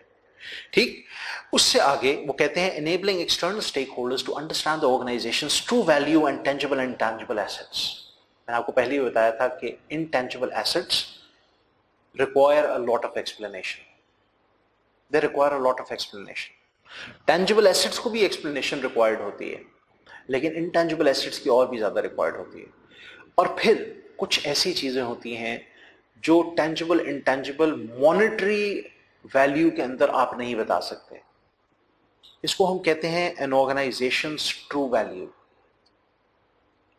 कि आपका जो मिशन या विजन था, आप क्या उसकी तरफ बढ़ रहे हैं और आप उस अंदाज में बढ़ रहे हैं जिस तरह आप चाहते थे, या आपकी ट्रू वैल्यू है, साथ आपके टेंजिबल और इनटेंजिबल एसेट्स हैं। इसको समझना स्टेक होल्डर्स के लिए बहुत आसान हो जाता है जब आप सस्टेनेबिलिटी रिपोर्टिंग को भी साथ लेके आते हैं इंटीग्रेटेड रिपोर्टिंग के जरिए, तो उनके लिए बहुत आसान हो जाता है, क्योंकि सिर्फ फाइनेंशियल परफॉर्मेंस को देखकर वो शायद ऑर्गेनाइजेशन की ट्रू वैल्यू को ना समझ पाए कि ऑर्गेनाइजेशन जो है वो इस वक्त फोकस कर रही है अपने ह्यूमन कैपिटल के ऊपर, सोशल एस्पेक्ट के ऊपर फोकस कर रही है। वो चाहते हैं कि हमारे जो सोशल एस्पेक्ट है, ह्यूमन कैपिटल है, वो ज़्यादा से ज़्यादा अच्छा डेवलप हो जाए, ताकि आइंदा आने वाले वक्तों के अंदर हम इसकी वजह से डोमिनेट कर सकें। तो आप स्टेक होल्डर्स जब उसको देखेंगे तो उनको समझ आएगी और वो समझ पाएंगे कि हाँ, this is their true value. इनकी जो स्टाफ है, इनके जो एम्प्लॉयज़ हैं, वो इनकी असल वैल्यू है। इसी तरह आपका कोड ऑफ एथिक्स है, फिर आपके ख्याल में आपकी जो असल वैल्यू है वो है आपकी सच्चाई के अंदर, एथिकल के अंदर, जो आपकी क्लीन गवर्नेंस है या गुड गवर्नेंस है उसके अंदर। तो वो भी जब आप अपनी सस्टेनेबिलिटी रिपोर्ट के अंदर बताएंगे तो उसकी वजह से आपके स्टेक होल्डर्स को अंदाज़ा होगा कि हाँ, चाहे ये फाइनेंशियली उतने स्ट्रॉन्ग नहीं जितने इनके कुछ कंपेटिटर्स हैं, इसकी वजह ये है कि ये अपने कामों के अंदर एथिक्स का और गवर्नेंस का बहुत अच्छी तरह से ख्याल रखते हैं। Okay, right. इसके अलावा वो कहते हैं demonstrating how the organisation influences and is influenced by expectations about sustainable development. वो ये कहते हैं कि ऑर्गेनाइजेशन किस तरह से सस्टेनेबल डेवलपमेंट पे असर डालती है या फिर इस पर किस तरह से असर पड़ता है। ये सब कुछ जो है बेसिकली आपके एक्सटर्नल बेनिफिट्स में, इसको याद कर लेना ज़रूरी है एग्जाम पॉइंट ऑफ व्यू के लिहाज से। अब आइए हम अपने चैप्टर के दूसरे हिस्से की तरफ फोकस करते हैं। अब याद रखिएगा, यहां से मैं आपको कई चीजें स्किप करवाऊंगा। स्किप करवाने की वजह यह है कि उनको समझना प्रैक्टिकली बहुत जरूरी है, लेकिन एग्जाम पॉइंट ऑफ व्यू से अभी तक ये टेस्ट नहीं हुई, तो मैं इनको इसलिए स्किप कराऊंगा। इनको समझना बहुत जरूरी है, मेमोराइज करना शायद उतना जरूरी नहीं। लिहाजा जिन चीजों को मैं पढ़ाऊंगा उनको जरूर मेमोराइज कीजिए, जिन चीजों को मैं सिर्फ समझाऊंगा वो समझ लेना ही काफी है। Now let's move. ये जो सेक्शन 2 है बेसिकली किस चीज की तरफ फोकस कर रहा है। आईफैक जो आपकी इंटरनेशनल फेडरेशन ऑफ अकाउंटेंट्स है, इसने सस्टेनेबिलिटी का एक फ्रेमवर्क जिसका जो बेसिकली वर्जन 2 है वो लॉन्च किया, और उसके अंदर बेसिकली इसने ये समझाया कि आईफैक यानी कि international federation of accountants professional accountants यानी कि सीएज, एसीसीएज, सीएमएज, आईसीएमएज, इन सारों से क्या एक्सपेक्ट करता है सस्टेनेबिलिटी के पॉइंट ऑफ व्यू से। इस सेक्शन 2 बेसिकली ये चीज आपको समझा रहा है कि आईफैक प्रोफेशनल अकाउंटेंट से सस्टेनेबिलिटी के पॉइंट ऑफ व्यू से क्या एक्सपेक्ट करता है। तो वो ये एक्सपेक्ट करता है कि प्रोफेशनल अकाउंटेंट्स इस चीज को इंश्योर करेंगे या हेल्प करेंगे इसमें कि ऑर्गेनाइजेशन 6 मुख्तलिफ तरह के एस्पेक्ट्स के अंदर सस्टेनेबिलिटी को और इंटीग्रेटेड रिपोर्टिंग को बेसिकली इंटीग्रेट कर सके, सस्टेनेबिलिटी को इंटीग्रेट कर सके। कौन कौन से एस्पेक्ट्स हैं? आपका मिशन है, गोल्स एंड ऑब्जेक्टिव्स हैं, स्ट्रैटेजीज हैं, मैनेजमेंट एंड ऑपरेशंस हैं, डेफिनेशंस ऑफ सक्सेस हैं एंड स्टेक होल्डर कम्युनिकेशंस हैं। तो आपकी आईफैक ये चाहता है कि आपके प्रोफेशनल अकाउंटेंट्स सस्टेनेबिलिटी को ऑर्गेनाइजेशंस के अंदर, ऑर्गेनाइजेशंस के मिशन में, गोल्स एंड ऑब्जेक्टिव्स में, स्ट्रैटेजीज में, मैनेजमेंट एंड ऑपरेशंस में, डेफिनेशंस ऑफ सक्सेस में यानी कि केपीआईज वगैरह के अंदर, और स्टेक होल्डर के साथ जो आपकी कम्युनिकेशंस हो रही हैं, रिपोर्ट्स वगैरह जा रही हैं, इसके अंदर सस्टेनेबिलिटी को इंटीग्रेट कर दें। I hope you understand. तो बीइंग एन अकाउंटेंट आपने इस चीज को इंश्योर करना है कि आपकी ऑर्गेनाइजेशन इन 6 चीजों के अंदर जो आपको इस वक्त स्क्रीन पे नजर आ रही हैं, यानी कि जो आपका ये मिशन है, गोल्स एंड ऑब्जेक्टिव्स हैं, यहां तक ये जिसको मैंने अभी हाईलाइट किया है, इन सारी चीजों के अंदर सस्टेनेबिलिटी को इंटीग्रेट कर दे। तो इन 6 चीजों को इन्होंने 3 मुख्तलिफ कैटेगरीज के अंदर बांटा है। अगर आप नोट करें तो mission, goals and objectives and strategies, ये बेसिकली एक बिजनेस पर्सपेक्टिव है, ये एक बिजनेस पर्सपेक्टिव है। तो आपने कोशिश करनी है बीइंग ए प्रोफेशनल अकाउंटेंट कि आपकी ऑर्गेनाइजेशन बिजनेस पर्सपेक्टिव से भी सस्टेनेबिलिटी को इंश्योर करे। फिर जब आपके मैनेजमेंट ऑपरेशंस आते हैं या डेफिनेशंस ऑफ सक्सेस हैं, यानी कि की परफॉर्मेंस इंडिकेटर्स आते हैं, इसमें भी आपने इंश्योर करना है। इसको हम कहते हैं ऑपरेटिंग पर्सपेक्टिव या ऑपरेशंस का पर्सपेक्टिव है। उस एस्पेक्ट से भी आपने इंश्योर करना है कि आपकी ऑर्गेनाइजेशन सस्टेनेबिलिटी को इसमें भी इंट्रोड्यूस करे, इंटीग्रेट करे। और एंड पे स्टेक होल्डर कम्युनिकेशन है, यानी कि आपकी रिपोर्टिंग, तो आपने इंश्योर करना है कि रिपोर्टिंग के अंदर भी आपकी ऑर्गेनाइजेशन सस्टेनेबिलिटी को इंटीग्रेट करे। अब ये किस तरह से करनी है, अब ये किस तरह से करनी है, इसमें अब आप ये जो निचले वाला हिस्सा है इसको सिर्फ पढ़ लीजिएगा और फौरन आ जाएं आप सेक्शन नंबर 3 की तरफ। ये किस तरह से करनी है, मैंने आपको कहा था वो जो 6 चीजें हैं वो मैंने 3 तरह के एस्पेक्ट्स के अंदर बांट दी हैं: business perspective, operating perspective and reporting perspective. और बीइंग अ प्रोफेशनल अकाउंटेंट आपने इस चीज की कोशिश करनी है कि इन तीनों पर्सपेक्टिव से आपकी ऑर्गेनाइजेशन सस्टेनेबिलिटी को इंटीग्रेट करे अपनी एनुअल रिपोर्ट के अंदर। और सिर्फ एनुअल रिपोर्ट में नहीं बल्कि इन तीनों पर्सपेक्टिव से इंटीग्रेट करे। वो तो सिर्फ रिपोर्टिंग पर्सपेक्टिव है ना, बिजनेस पर्सपेक्टिव से भी इंटीग्रेट करे सस्टेनेबिलिटी को। बिजनेस पर्सपेक्टिव क्या है? बिजनेस पर्सपेक्टिव को अगर आप देखें यहां पे स्क्रीन के ऊपर, तो जो बिजनेस स्ट्रैटेजी पर्सपेक्टिव है आपका, बेसिकली बिजनेस स्ट्रैटेजी पर्सपेक्टिव के अंदर आपकी सस्टेनेबिलिटी एंड बिजनेस केस आ जाता है, यानी कि हम लोग अपने सस्टेनेबिलिटी को भी इंश्योर करें और फाइनेंशियल वायबिलिटी को भी इंश्योर करने वाले बन जाएं। आपने इस चीज के ऊपर फोकस करना है। किस तरह से करना है, उसके अंदर नीचे की कंसिडरेशंस आपके लिए लिखी हुई हैं कि ये इंश्योर करने के लिए कि आपकी ऑर्गेनाइजेशन पैसा भी अच्छे तरीके से कमाए लेकिन सस्टेनेबिलिटी के ऊपर भी फोकस करे। तो ये आप किस तरह से करेंगे, नीचे इसकी कई तरह की आपके पास डिटेल्स लिखी हुई हैं। All you have to do is read them and understand them. इसका रट्टा नहीं लगाया जा सकता, इसको समझना जरूरी है। ओके, कुछ हम चीजें जरा देख लेते हैं। जिस तरह वो कहते हैं अभी बीइंग अ प्रोफेशनल अकाउंटेंट आप ये किस तरह से इंश्योर कर सकते हो कि आपकी ऑर्गेनाइजेशन फाइनेंशियली भी वायबल रहे, यानी कि पैसा भी अच्छे तरीके से कमाए, उसका बिजनेस केस जो है वो भी स्ट्रांग हो और सस्टेनेबिलिटी को भी इंश्योर करे।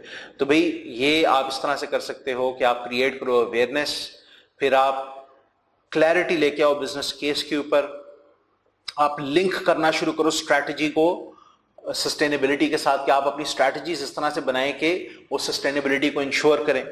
और याद रखें कि जो आपका बिजनेस केस है ये इवॉल्व होगा बार बार बिजनेस एनवायरमेंटल चेंजेस के साथ। किस चीज को भी आपने इंश्योर करना है कि आपने अपने बिजनेस केस को, अपनी स्ट्रैटेजी को आपने अपनी एनवायरमेंटल चेंजेस के साथ साथ चेंज करना है ताकि आप सस्टेन कर पाए। सस्टेनेबिलिटी क्या है कि आपने अपनी कंट्रीब्यूशन जो है जारी रखनी है लॉन्ग टर्म तक, एंड यानी कि इनडेफिनेटली जारी रखनी है। तो अपने गोइंग कंसर्न को इंश्योर करने के लिए आपने अपनी स्ट्रैटेजी को एनवायरमेंटल चेंजेस के साथ साथ, एनवायरमेंटल चेंज सिर्फ मैं नेचुरल एनवायरमेंट की बात नहीं कर रहा, बिजनेस एनवायरमेंट की भी बात कर रहा हूं। इन दोनों चेंजेस के साथ साथ आपने अपनी स्ट्रैटेजी को भी चेंज करना है। तो ये कुछ चीजें हैं, इसको आप पढ़ के समझ लें। अगली चीज इसी में बिजनेस पर्सपेक्टिव ही में आपका विजन एंड लीडरशिप है। वो ये कहता है कि ये सारी चेंजेस जो हैं वो सिर्फ तब आ सकती हैं जब टॉप लेवल, जो बेसिकली आपके बिजनेस का विजन सेट कर रहे होते हैं। विजन हम किसको कहते हैं, हम अपने आप को फ्यूचर में कहां देखना चाहते हैं, हम अपने आप को फ्यूचर, जो हमारी फ्यूचर ऑप्टिमल स्टेट है, हम अपने आप को फ्यूचर में कहां देखते हैं कि हमारी ऑर्गेनाइजेशन को कहां होना चाहिए, इसमें भी सस्टेनेबिलिटी का होना जरूरी है। इसमें भी सस्टेनेबिलिटी का होना जरूरी है, क्योंकि अगर आपकी लीडरशिप अपने विजन और मिशन के अंदर सस्टेनेबिलिटी को नहीं लेके आएगी तो कोई फायदा नहीं। तो आप ये किस तरह से इंश्योर कर सकते हैं कि आपकी लीडरशिप जो है वो अपने विजन और मिशन के अंदर भी जो है बेसिकली सस्टेनेबिलिटी को लेके आए। तो इसके लिए हमारे पास नीचे कुछ प्रोफेशनल अकाउंटेंट्स के लिए की कंसिडरेशंस हैं, जिसमें यह है कि सबसे पहले तो आप अपने तमाम तर बिहेवियर्स को और डिसीजंस को वैल्यूज के ऊपर बेस करें, अपनी वैल्यूज को कभी ना छोड़ें। ठीक है, मेक श्योर कि आपकी वैल्यूज जो हैं वो आपके डिसीजंस और बिहेवियर्स के अंदर रिफ्लेक्ट हों। फिर आप जो अपनी कंपेटिटिव स्ट्रेटजीज होती हैं उसके अंदर सस्टेनेबिलिटी को जो है इंश्योर करें, और उसके अलावा जो आपके की बिजनेस ड्राइवर्स हैं, ठीक, वो याद रखें कि उसके अंदर सस्टेनेबिलिटी को लेके आने के लिए आपको लीडरशिप वगैरह की बड़ी ज़रूरत है हर लेवल के ऊपर। तो उसके लिए गवर्नेंस की ज़रूरत है, मॉनिटरिंग वगैरह के कोई ना कोई इस तरह के हिसाब किताब लगाए जाएं कि वो इंश्योर करें कि आपकी विजन जो है वो बेहतरीन है। फिर managerial and operational structures deliver the vision and strategy and ensure accountability and ownership. वो कहते हैं कि आप अपने मैनेजरियल और ऑपरेशनल स्ट्रक्चर्स को, यानी कि जो आपका पूरा ऑर्गेनाइजेशनल स्ट्रक्चर है जो आपने BMBS के अंदर भी पढ़ा होगा, वो इस तरह का बनाओ कि वो आपकी अकाउंटेबिलिटी को और ओनरशिप को वो कहते हैं कि वो डिलीवर कर पाए। वो कहते हैं यहां पे कि structure delivers the vision and strategy and ensure accountability and ownership, कि वो आपकी विजन और स्ट्रैटेजी को इंश्योर करे कि हम उसके लिए अकाउंटेबल हैं। किस केस में अकाउंटेबल है? अपनी ओनरशिप के साथ। यहां पे इसने बेसिकली इसको जरा कंफ्यूजिंग तरीके से लिखा है। बेसिकली सिर्फ ये कह रहे हैं कि आपके जो मैनेजमेंट और ऑपरेशनल स्ट्रक्चर्स हैं वो आपकी विजन को डिलीवर भी कर पाए। ऐसा ना हो कि आपकी जो ओनरशिप है, जो आपने उनको विजन बताया अपना, या जो ओनरशिप का विजन था, वो आपकी मैनेजमेंट को भी डिलीवर ना कर पाए। तो ये हाई लेवल से जब तक नहीं चलेगी चीज तब तक कोई फायदा नहीं होगा। ठीक है जी। तो अभी तक हम लोगों ने बिजनेस अप्रोच के अंदर आपका सस्टेनेबिलिटी एंड बिजनेस केस देखा, विजन लीडरशिप देखा। अब जरा स्टेक होल्डर एंगेजमेंट की तरफ भी आते हैं। तो वो कहते हैं कि देखो अपने बिजनेस को इस अंदाज में करो कि आपके स्टेक होल्डर्स जो हैं वो उनको नुकसान ना पहुंचे, वो हर्ट ना हो। एम्प्लॉयज भी आपके स्टेक होल्डर्स हैं, उनका मोराल वगैरह, उनकी मोटिवेशन जो है डाउन ना हो। आपकी सप्लाई चेन जितनी भी है उसके साथ आपके रिलेशन जो हैं वो खराब ना हो। ठीक है, आपकी रिप्यूट जो है वो खराब ना हो। तो इसके लिए आप क्या कर सकते हैं कि कंसिडरेशंस क्या हैं? वो कहते हैं जी कि रीइंफोर्स करें इंपॉर्टेंस को, जो आपके स्टेक होल्डर्स की बेसिकली एंगेजमेंट की इंपॉर्टेंस है उसको रीइंफोर्स करें। बार बार बताएं अपनी टीम को कि भाई ये क्यों इतने इंपॉर्टेंट है। Why is the customer and the employee and your supply chain suppliers and everybody so important है। उनके साथ अपने रिश्ते को, अपने रिलेशन को कायम रखना अच्छे तरीके से क्यों ज़रूरी है। तो ये सब कुछ जो है बेसिकली आपने एक तरह से रीइंफोर्स करना है via communication, via stressing, via communicating with your audit committee, with your directors, with everybody, ताकि आपके जो रिलेटेड स्टेक होल्डर्स हैं, जिस बॉडी ने जिस को देखना है उसके साथ इस चीज़ को इंश्योर करें कि उनको इस चीज़ की अवेयरनेस हो कि हाँ जी हम लोगों ने इनके साथ अपना रिलेशन अच्छा रखना है इन लोगों के साथ। ठीक, अच्छा। तो again this is something that you can understand, you can read it, you can understand it. रट्टा लगाने की इसमें कतई तौर पे कोई ज़रूरत नहीं है। All you need to do is understand these things. Again अगर आपको इसकी समझ ना आए तो होपफुली आप लोगों को ग्रुप टाइम दिया जाएगा क्वेश्चनिंग के लिए, तो आप क्वेश्चंस कर सकते हैं, क्वेश्चंस मेरे से पूछ सकते हैं। इनको पढ़ के अगर आपको कोई कंफ्यूजन होती है तो इंशाल्लाह मैं आपको समझा दूंगा।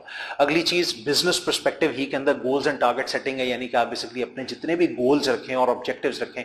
गोल्स और ऑब्जेक्टिव्स में क्या फ़र्क है? गोल्स ज़रा थोड़े जनरल होते हैं, गोल्स को जनरली बताया जाता है, ऑब्जेक्टिव ज़रा स्पेसिफिक होते हैं। बहरहाल दोनों के केस में वो ये कहता है कि आप इस अंदाज में उनको सेट करें कि सस्टेनेबिलिटी को इंश्योर किया जा सके।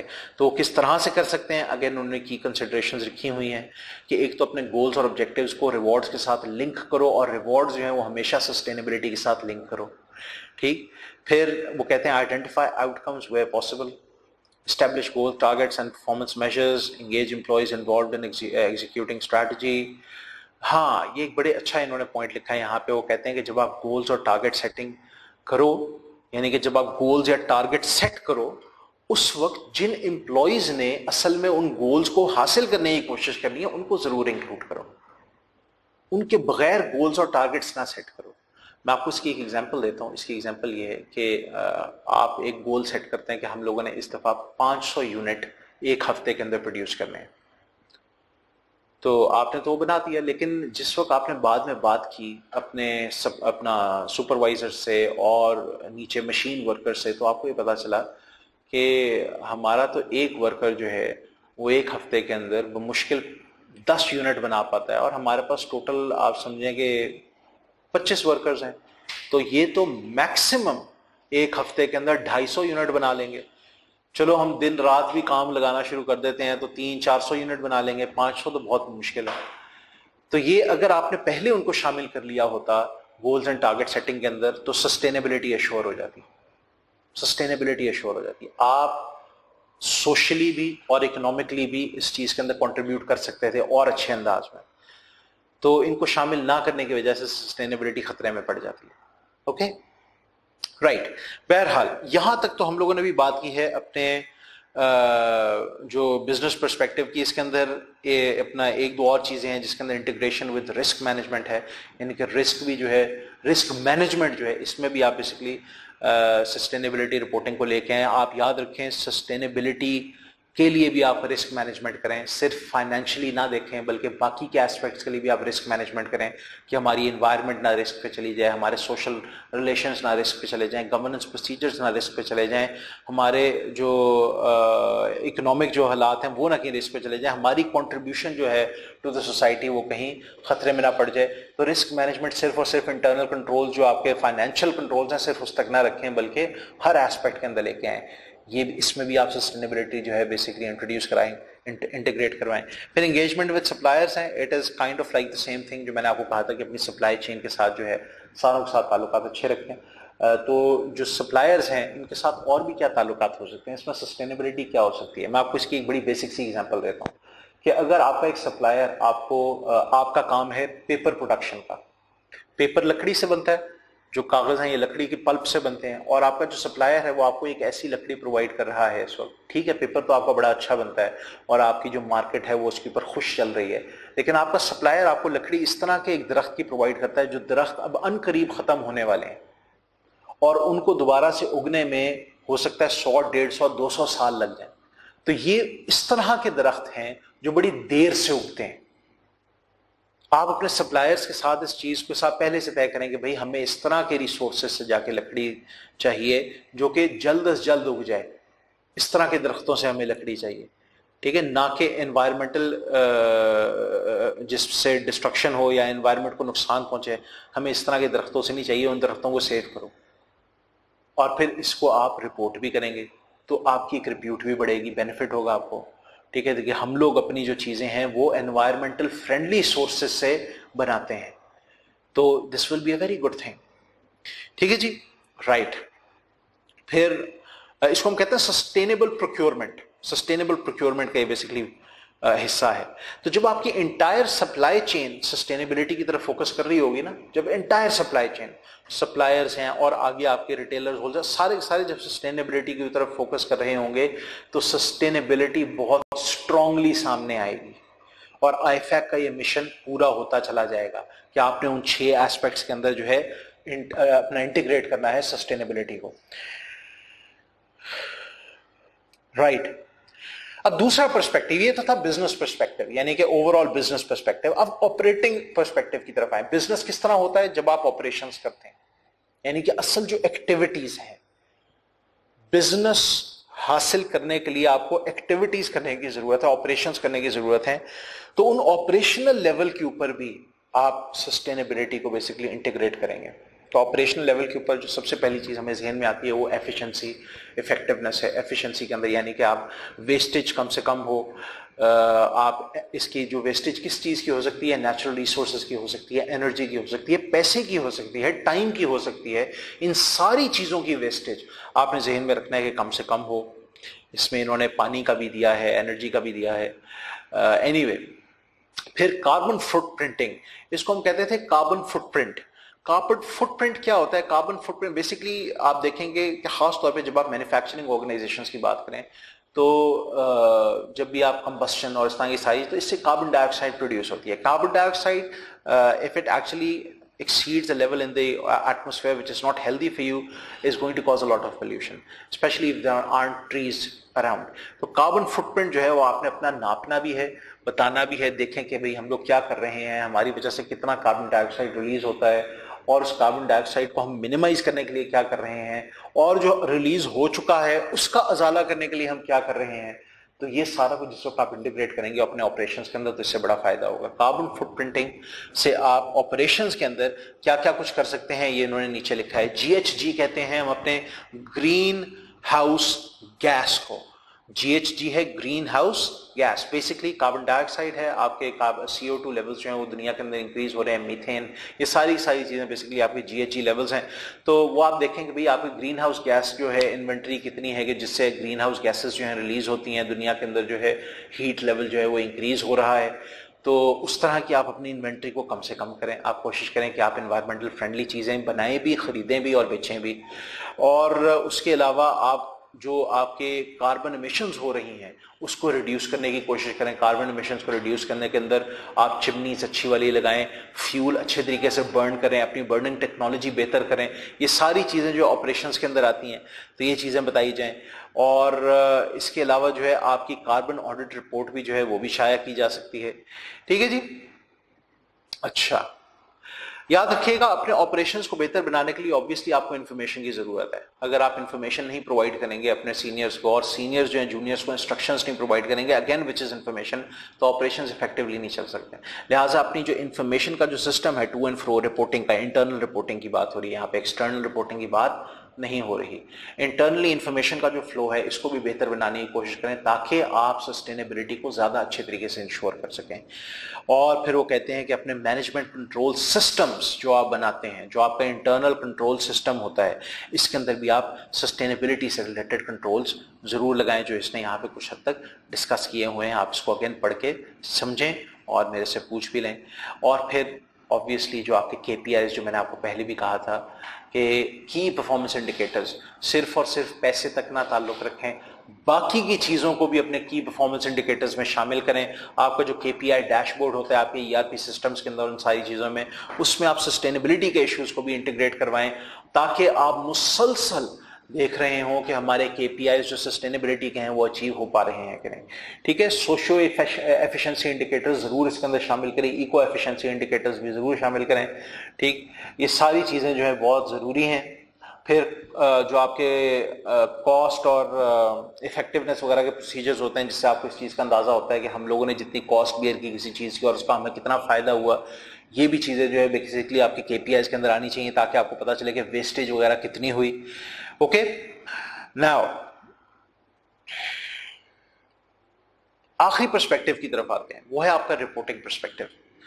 अभी तक हम लोगों ने बात की कि बिजनेस हमने किस तरह से करना है, फिर ऑपरेशंस किस तरह से कंडक्ट करने हैं, अब रिपोर्टिंग किस तरह से करनी है। मैंने आपको कहा था कि कम्युनिकेशन विद स्टेक होल्डर्स, तो रिपोर्टिंग की बात हो रही है। रिपोर्टिंग के अंदर देखें, सबसे पहले तो आपने रिपोर्टिंग की एक स्ट्रैटेजी बनानी है कि हम लोगों ने रिपोर्टिंग में करना क्या क्या है, किस अंदाज से करनी है। सबसे पहले तो उसकी स्ट्रैटेजी बनना जरूरी है। इसके अंदर अगर आप की कंसिडरेशंस की तरफ देखेंगे, अगर मैं इन तीनों की बात करूं, इन तीनों पर्सपेक्टिव्स की बात करूं, तीनों पर्सपेक्टिव्स में आपका बिजनेस पर्सपेक्टिव भी है, ऑपरेटिंग पर्सपेक्टिव भी है और रिपोर्टिंग पर्सपेक्टिव भी है, तो आप लोगों के लिए बीइंग अकाउंटेंट्स एंड स्टूडेंट्स सबसे इंपॉर्टेंट जो है वो रिपोर्टिंग का पर्सपेक्टिव है।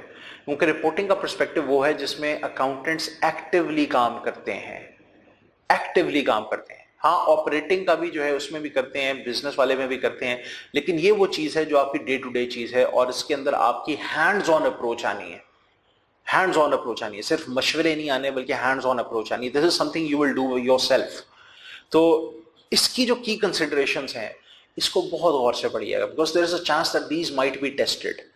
ठीक, चांस तो सारों का है, लेकिन देयर इज अ चांस कि वो इसमें से आपसे स्पेसिफिकली भी पूछ ले कि जरा मुझे बताओ कि जब आप रिपोर्ट कर रहे होते हो तो रिपोर्टिंग के पर्सपेक्टिव के लिहाज से सस्टेनेबिलिटी को आप किस किस तरह से इंश्योर कर सकते हो। एक प्रोफेशनल अकाउंटिंग के लिए क्या क्या, अकाउंटेंट के लिए क्या क्या की कंसिडरेशंस होती हैं इसमें। तो आइए देखते हैं।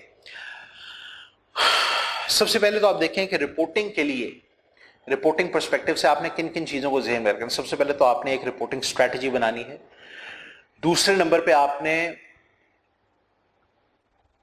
इस चीज को इंश्योर करना है कि आपकी फाइनेंशियल स्टेटमेंट्स के अंदर सस्टेनेबिलिटी को भी रिफ्लेक्ट किया जाए, फाइनेंशियल सपोर्ट अपना जो स्टेटमेंट्स है उनके अंदर। तीसरा, आपने इस चीज को इंश्योर करना है कि आप नैरेटिव रिपोर्टिंग भी करें। सिर्फ मॉनेटरी वैल्यूज ना बताएं बल्कि नैरेटिव अल्फाज के अंदर रिपोर्टिंग भी करें। क्यों? ताकि ये आपकी ट्रांसपेरेंसी को इंक्रीज कर पाए इन्वेस्टर्स के साथ। फिर उससे आगे वो कहता है डिटरमिन करें मटेरियलिटी को। जिस तरह आप नॉर्मल केसेस के अंदर मटेरियलिटी को डिटरमिन करते हैं, आपने शायद कॉन्सेप्ट पढ़ा होगा एक्सेप्शन रिपोर्टिंग का या वेरिएंस रिपोर्टिंग का, जिसको हम कहते हैं वेरिएंस एनालिसिस भी कहते हैं। मटेरियलिटी को आप बेसिकली डिटरमिन करें। हर छोटी मोटी चीज जो है वो रिपोर्ट करना जरूरी नहीं कि जी हमारे एम्प्लॉय ने सिगरेट पी थी उसकी वजह से धुआं निकला था, इतने से धुएं से आपके कार्बन डाइऑक्साइड के ऊपर वो मेन इफेक्ट नहीं। आप ये बताएं हमारे चिमनी से जो धुआं निकला था उससे क्या बना। तो ये चीज ज्यादा जरूरी है। डायरेक्टर साहब ने एक सिगार पिया, उसके धुएं से कोई इतना बड़ा फर्क नहीं पड़ेगा जितना चिमनी से पड़ेगा। तो उनके सिगार को प्लीज इंक्लूड ना करें, this is just a waste of time. ये मटेरियल चीज नहीं है। Okay, you have to determine materiality. सिर्फ मटेरियल चीजों को रिपोर्ट किया जाए, यह आपकी रिपोर्टिंग का एक मेन असूल है। फिर वो कहते हैं external review and assurance of sustainability disclosures. आप ये भी देखें कि आपके जो सस्टेनेबिलिटी के डिस्क्लोजर्स हैं वो कितनी हद तक अच्छे हैं, कितनी हद तक कंप्लीट हैं। इसका एक एक्सटर्नल रिव्यू भी करवाएं, यानी कि किसी और से उसको रिव्यू भी करवाएं, वो देखे और पता आपको बताया कि हाँ मेरे ख्याल में इतने डिस्क्लोजर्स काफी हैं या इससे ज्यादा होने चाहिए। ओके, जिस तरह हम एक ऑडिटर से अपने फाइनेंशियल स्टेटमेंट्स जो है रिव्यू करवाते हैं, इस तरह इसको भी करवाना चाहिए, ये भी जरूरी है। तो ये मेन चीजें हैं। ठीक है, इसके अंदर के points again it is something that you need to read, you need to understand and you can ask me any questions। लेकिन बेसिकली ये आपकी रिपोर्टिंग का पर्सपेक्टिव है। This wasn't exactly a very huge chapter, याद रखिएगा। हाँ, इसके अंदर याद करने वाला काम हो सकता है, लेकिन सबसे ज्यादा इंपॉर्टेंट क्या चीजें हैं याद रखने वाली, जो अभी मैंने पॉइंट्स आपके सामने पढ़े हैं, बिजनेस पर्सपेक्टिव के, ऑपरेटिंग पर्सपेक्टिव के और आपके रिपोर्टिंग पर्सपेक्टिव के। इनकी जो डिटेल है 6 अलग अलग पॉइंट्स, ये भी याद रखना कि आईफैक असल में वो 6 क्या चीजें थी जिनको हमने इन 3 कैटेगरीज में बांटा, बिजनेस, ऑपरेटिंग और रिपोर्टिंग पर्सपेक्टिव में। वो 6 क्या चीजें थी? वो 6 चीजें ये थी कि आईफैक चाहता था कि प्रोफेशनल अकाउंटेंट्स इस चीज को इंश्योर करें कि सस्टेनेबिलिटी किन 6 चीजों के अंदर जो है इंटीग्रेट हो ऑर्गेनाइजेशन की तरफ से। वो 6 चीजें जो हैं वो अब आपको स्क्रीन पे नजर आ रही होंगी। वो ये हैं: mission, goals and objectives, strategies, management and operations, definitions of success and stakeholder communications. ठीक है जी, ये चीज याद रखना इंपॉर्टेंट है। वो पर्सपेक्टिव्स और उनके अंदर जो मैंने बाइफिकेशंस आपको बताई हैं वो याद रखना इंपॉर्टेंट है। जो उसकी की कंसिडरेशंस हैं इनको रटना इंपॉर्टेंट नहीं, इनको समझना इंपॉर्टेंट है। लिहाजा उनको पढ़ के तो आप मेरे से क्वेश्चंस पूछ सकते हैं। फिर जो चीजें याद रखना इंपॉर्टेंट है वो है इंटीग्रेटेड रिपोर्टिंग और सस्टेनेबिलिटी रिपोर्टिंग की डेफिनेशन और इंटीग्रेटेड रिपोर्टिंग के 6 कैपिटल्स, सस्टेनेबिलिटी रिपोर्टिंग के की परफॉर्मेंस एरियाज, जो 4 की परफॉर्मेंस एरियाज हैं ये इंटीग्रेटेड रिपोर्टिंग और सस्टेनेबिलिटी रिपोर्टिंग। बेसिकली जो सस्टेनेबिलिटी रिपोर्टिंग है, जीआरआई ने इसके जो बेनिफिट्स बताए हैं वो, ये बेनिफिट जरूर याद कीजिएगा, बेनिफिट जरूर याद कीजिएगा। इसकी टेस्टिंग हो चुकी है। यहां तक आपका चैप्टर कंप्लीट हो चुका है। अब आइए हम लोग जरा ये देखें कि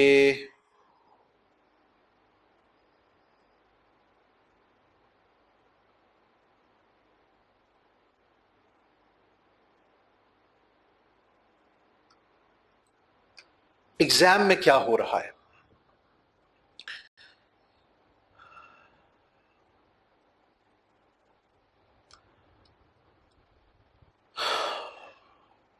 तो अभी आप स्क्रीन पे देख सकते हैं, मैं अभी जरा आपको ये दिखाता हूं।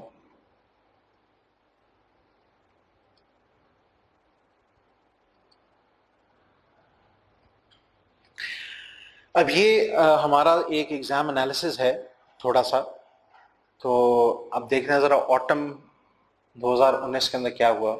ऑटम 2019 के अंदर बेसिकली एक पूरा रिपोर्टिंग पर्सपेक्टिव के ऊपर क्वेश्चन आया है। यहाँ पे आप देखें क्वेश्चन नंबर 6 के अंदर उसने खास तौर पे रिपोर्टिंग पर्सपेक्टिव के बारे में क्वेश्चन पूछ लिया है।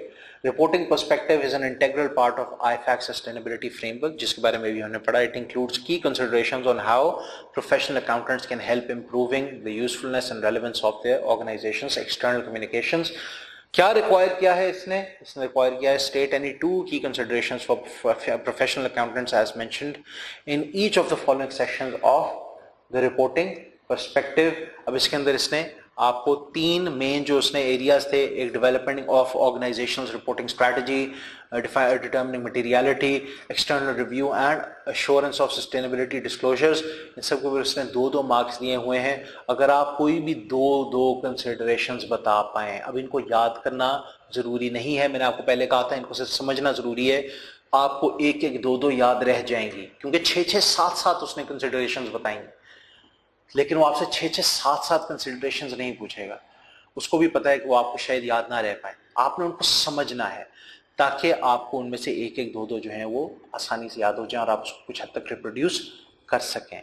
Okay, right. फिर ऑटम 2017 के अंदर आपका एक क्वेश्चन आया था, क्वेश्चन नंबर 2, जिसमें इसने लिखा था very straightforward, all you had to do was write down the definition and describe it a bit। ठीक है, वो चाहता क्या है, 2 मार्क्स थे, 1 मार्क डेफिनेशन का, 1 मार्क थोड़े से डिस्क्राइब करने का उसको। फिर उसने लिखा in the context of integrated reporting the term capital refers to the stocks of values that are increase, decrease और transform through the activities of an organisation. List the different categories of capitals. इंतहाई आसान, 6 Capitals को आपने सिर्फ list करना था, सिर्फ list करना था। वो 6 कैपिटल्स को याद करने का आसान तरीका है फिशमैन। फिशमैन का क्या मतलब है? Financial, intellectual, social, human, manufactured and natural.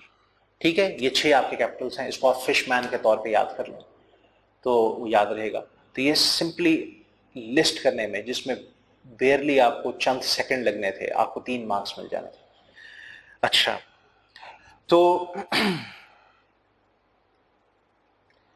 Autumn 2015 के अंदर हमारे पास क्वेश्चन नंबर 8 था, और क्वेश्चन नंबर 8 जो है इसके अंदर रिपोर्टिंग पर्सपेक्टिव के बारे में फिर से क्वेश्चन आया था। याद रखिएगा, रिपोर्टिंग पर्सपेक्टिव जिस तरह मैंने आपको कहा बहुत इंपॉर्टेंट है।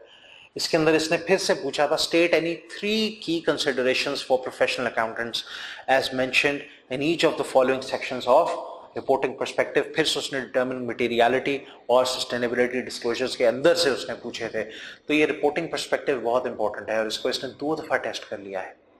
It's extremely important. ठीक है जी, तो इसको जरूर याद करने की कोशिश करें। That's pretty much it, I guess. Let's see if we have something else. Nope, that is it. हाँ जी, ऑटम 2016 के अंदर भी आपका एक क्वेश्चन था, उसके अंदर उसने कहा था explain sustainability reporting and state any 4 internal benefits of sustainability reporting. तो इसने कहा था कि सस्टेनेबिलिटी रिपोर्टिंग को एक्सप्लेन करें। अगेन उसकी डेफिनेशन लिखते थोड़ा सा उसके अंदर, बेसिकली उसको जो उसकी एक्सप्लेनेशन है वो लिखते। सस्टेनेबिलिटी रिपोर्टिंग जो है वो तो बेसिकली बहुत सिंपल है। क्या है कि उसकी एक डेफिनेशन है कि it is the ability of the organisation to last and to contribute to the society for a long time और इंडेफिनेटली, ये थी इसकी डेफिनेशन। और आपने कहना था कि इट फोकसेस ऑन 4 की परफॉर्मेंस एरियाज। जो 4 की परफॉर्मेंस एरियाज थे उसके बारे में भी बताना था। इतनी सी आपकी ये चीज़ थी सस्टेनेबिलिटी की, और साथ आपने उसके जो बेसिकली इंटरनल बेनिफिट्स हैं GRI के मुताबिक, यानी कि ऑर्गेनाइजेशन को बजाते खुद क्या बेनिफिट्स होते हैं, उसमें से कोई से भी 4 बेनिफिट्स आपने बता देने। तो ये बेनिफिट्स मैंने आपको पहले कहा था कि याद रखना जरूरी है। ओके, तो आप देख सकते हैं कि इस तरह से बेसिकली इन्होंने आपकी टेस्टिंग की है।